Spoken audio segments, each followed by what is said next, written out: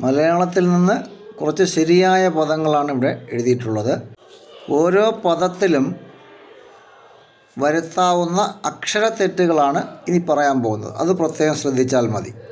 മഞ്ചരി എന്ന വാക്കിൽ വരാവുന്ന തെറ്റ് ജായും ന്യായും തമ്മിൽ പരസ്പരം അങ്ങോട്ടും ഇങ്ങോട്ടും മാറിപ്പോവുക എന്നുള്ളതാണ്.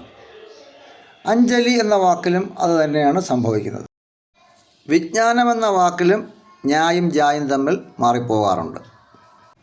ജ്യേഷ്ഠൻ എന്ന വാക്കിൽ 0 ടായാണ് വരേണ്ടത്. ശിപാർശയാണ് ശരി. കവയിത്രിയാണ് ശരി, കവയത്രിയല്ല. ശൃംഖല തെറ്റാണ്. ശൃംഖലയാണ് ശരി. ചിലവല്ല ചെലവാണ് ശരി. തർജിമയല്ല തർജമയാണ് ശരി. കൃത്രിമമല്ല കൃത്രിമമാണ് ശരി. വിമ്മിഷ്ടമല്ല വിമ്മിട്ടമാണ് ശരി.